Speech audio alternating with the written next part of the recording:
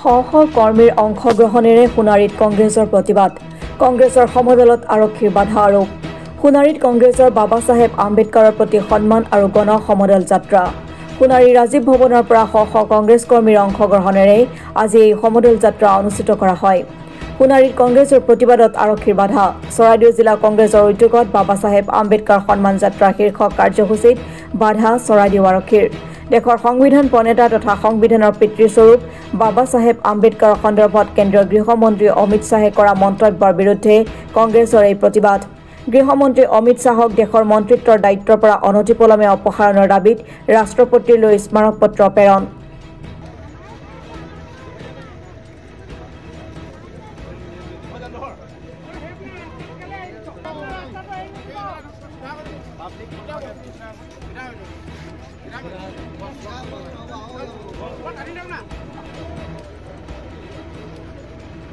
মানে ডক্টৰ আম্বেদকাৰ আমাৰ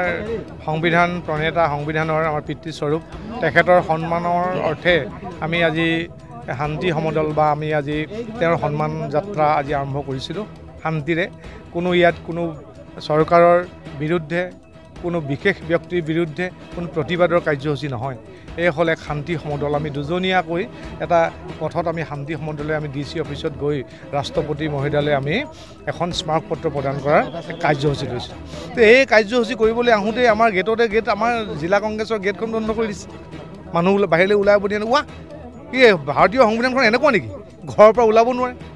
দিয়ক এটা অৰ্ডাৰ উলিয়াই দিয়ক আপোনালোকক গৃহবন্দী কৰা হৈছে আমি মানি ল'ম এইবিলাকো মানি ল'ম আমি কিন্তু কথা নাই বত নাই পুলিচে আহি জবৰদস্তি গেট বন্ধ কৰি দিছে আমাৰ মানুহবিলাক ওলাবলৈ চেষ্টা কৰিছে এটা হতাহতি আমি তেওঁলোকক জনাইছোঁ যে এইবিলাক নকৰিব আপোনালোকেও হতাহতি নকৰিব যে আমিও নকৰোঁ আমি শান্তিপূৰ্ণ যাত্ৰা কৰিব লৈছোঁ আমি ভিতৰত আকৌ কথা পাতিলোঁ গোটেইফালে আমি শান্তিপূৰ্ণভাৱে ওলাই আহিছোঁ তেওঁলোকে ৰাস্তাতে যি ব্লক কৰি এতিয়া বাধা দিছে গতিকে আমি আশা ৰাখিছোঁ যে ভাৰতীয় গণতন্ত্ৰত এনে ব্যৱস্থা ল'ব নালাগে যি ৰাইজৰ বিৰুদ্ধে হয় বা ৰাইজক যাতে সংবিধানৰ অধিকাৰৰ পৰা যাতে বঞ্চিত কৰে এনেকুৱা ধৰণৰ কাৰ্যসূচী ল'ব নালাগে আজি পুলিচ প্ৰশাসনে কাৰ নিৰ্দেশত নাজানো কাৰ নিৰ্দেশত এইবিলাক কৰিছে আমি নাজানো যে জনসাধাৰণক DCক লগ কৰিবলৈ যাব নোৱাৰে আৰু আমি আহিছে তেওঁৰ হৈ DC হৈ কোনোবা ADC নে কোনোবা আহিছে আমাক লগ কৰিবলৈ আমি কৈছোঁ কেলৈ DC মহোদয়ে ৰাইজক লগ কৰিবলৈ আহিব নোৱাৰে নেকি কেলৈ ৰাইজৰ কাৰণে DC মহোদয়ে হয়নে নহয় আমি মাতিছোঁ তেখেতক আমি DC মহোদয়ক আমি মাতি পঠিয়াইছোঁ যে ৰাইজক লগ কৰিবলৈ আহক আৰু আমাৰ যিখিনি কথা বতৰা আমি আপোনালোকক আপোনাৰ যোগেদি আমি ৰাষ্ট্ৰপতিলৈ পঠিয়াব বিচাৰিছোঁ এতিয়া তেওঁ আহিবনে নাহে মেজিষ্ট্ৰেট কোনোবা আহিছে তেওঁলোকে কথা পাতি আছে তেওঁ কথা পাতি আছোঁ বুলি কৈছে নহয় আমাৰ এতিয়া ৰাইজ ৰাস্তাত বহি দিলে পুলিচ প্ৰশাসনে কৈছে আপোনালোকে গাড়ী আৰে আমিতো ব্লক নাই কৰা নহয় আমি ব্লক নাই কৰা ব্লক পুলিচে আমাক ব্লক কৰিছে আমি ব্লক নাই কৰা আমাৰ ব্লক কৰা ৰাইজৰ ব্লক কৰাৰ ক'ৰবাত অধিকাৰ আছে নি পাৰে নি ৰাইজে আমাক ব্লক কৰিছে পুলিচে কৈছে আপোনালোকে ৰোড ব্লক কৰিছে আমি ৰোড ব্লক নাই কৰা আমি ওলাই আহোঁতে আপোনালোকে মানুহক যাব নিদিয়ে মানুহ ক'লৈ যাব ৰাস্তাত বহি দিছে সমদল যাব দিয়া নাই ঠিক আছে আমি নাযাওঁ আপোনালোকে যাব নিদিয়ে DCক মাতি দিয়ক বাধা দিছে তেওঁলোকে ৰছী কিবা কিবি এইবোৰ অসাংবিধানিক কি লগাইছে নাজানো আৰু গতিকে আমি কৈছোঁ যে আমাৰ ইয়াত এটা বেয়া প্ৰতিক্ৰিয়া হ'ব নালাগে জবৰদস্তি কথাটো আহিব নালাগে ই পুলিচ প্ৰশাসনৰ তৰফৰ পৰাই হওক ৰাইজৰ তৰফৰ পৰাই হওক যে জবৰদস্তি কথাটো আহিব নালাগে গতিকে আমি পুলিচ প্ৰশাসনক আজি DC মহোদয়ক অনুৰোধ জনাইছোঁ আপোনাক আজি লগ কৰিবৰ কাৰণে হাজাৰ হাজাৰ ৰাইজ আহিছে আৰু আপুনি আহি ইয়াৰ পৰা আমাৰ স্মাৰক পত্ৰ গ্ৰহণ কৰক আমাৰ কোনো আপত্তি নাই আমি আপত্তি নকৰোঁ আমি আহ্বান জনাইছোঁ যে আপুনি সোনকালে তেখেতৰ লগত কথা বতৰা পাতক কিন্তু কথা পাতোঁতে এতিয়া এঘণ্টা হ'ব হ'ল কি কথা পাতিছে নাজানো আৰু কথা পাতোঁতে এতিয়া এঘণ্টা হ'ব হ'ল গতিকে ৰাইজক আজি ৰাস্তাৰ ওপৰত থিয় কৰাৰ যি প্ৰশাসনে যি ব্যৱস্থা কৰিছে এইটো বৰ বেয়া কথা হৈছে আমি ভৱিষ্যতে কোনেও এনেকুৱা কাৰ্যসূচী একচুৱেলি প্ৰশাসনে আগ ধৰি লয় ৰাইজে কেতিয়াও এনেকুৱা পৰিৱেশ নিবিচাৰে অসমৰ ৰাইজে কেতিয়াও এনেকুৱা পৰিৱেশ নিবিচাৰে যে পুলিচ প্ৰশাসনে জবৰদস্তি ৰছী লগাব ঠেলা হেঁচা কৰিব মানুহক এটা বেলেগ পৰিৱেশ এটালৈ আনি দিয়ে গতিকে আমি আশা কৰিছোঁ যে এইখন সংবিধানে দি থৈ যোৱা আমাৰ সেই অধিকাৰ আমাৰ পিতৃস্বৰূপ আমাৰ আম্বেদকাৰ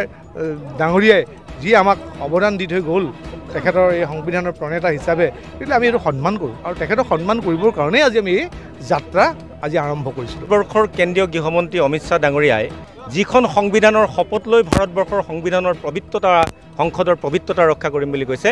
সেই সংবিধানৰ শপত লোৱা গৃহমন্ত্ৰীগৰাকীয়ে সংবিধানৰ প্ৰণেতা পিতৃস্বৰূপ B.R. আম্বেদকাৰ ডাঙৰীয়াক সংসদৰ মজিয়াত যেনেকৈ তুচ্ছ তাচ্ছিল্য কৰিলে ই ভাৰতীয় সংসদীয় গণতন্ত্ৰৰ কাৰণে অশুভ কথা। প্ৰথম কথা। দ্বিতীয় কথাটো হ'ল যিজন ব্যক্তিয়ে সংবিধানৰ প্ৰণেতাক সন্মান জনাব নাজানে তেতিয়াহ'লে সেই ব্যক্তিজনে সংবিধানখনক কেনেকৈ পালন কৰিব, সংবিধানৰ নীতি কেনেকৈ পালন কৰিব। সেইকাৰণে আমি দাবী কৰিছোঁ যে কেন্দ্ৰীয় গৃহমন্ত্ৰী অমিত শ্বাহ ডাঙৰীয়াৰ 1 ছেকেণ্ডো শাসনত থকা অধিকাৰ নাই, কাৰণ যিগৰাকী ব্যক্তিয়ে সংবিধানৰ প্ৰণেতাক অপমানিত কৰিছে, সংবিধানৰ সংসদৰ পবিত্ৰতাক বিনষ্ট কৰিছে, সাংসদৰ এজন ভূমিকা আচৰণ কি হ'ব লাগে সেই কথা নাজানে, তেনেজন ব্যক্তিয়ে দেশ কেতিয়াও চলাব নোৱাৰে। তাৰ কাৰণে আমি ভাৰতবৰ্ষৰ সংবিধানৰ প্ৰণেতা ভীমৰাও আম্বেদকাৰ ডাঙৰীয়াৰ সন্মানাৰ্থে আজি আমি এটা শান্তিপূৰ্ণ আমি সমদলৰ কথা কৈছিলোঁ, কিন্তু তাত আজি এই চৰকাৰ, যি চৰকাৰে শান্তিলৈ ভয় কৰে, অশান্তি সৃষ্টি কৰিবৰ কাৰণে চেষ্টা কৰে, যি চৰকাৰে শান্তিৰ কথা কয় কিন্তু অশান্তি বিয়পাবলৈ চেষ্টা কৰে, সেই চৰকাৰখনে আমাৰ মানে চৰাইদেউ জিলা কংগ্ৰেছৰ কাৰ্যালয়টোত আহি প্ৰথমতে এটা তলা লগাই দিলে,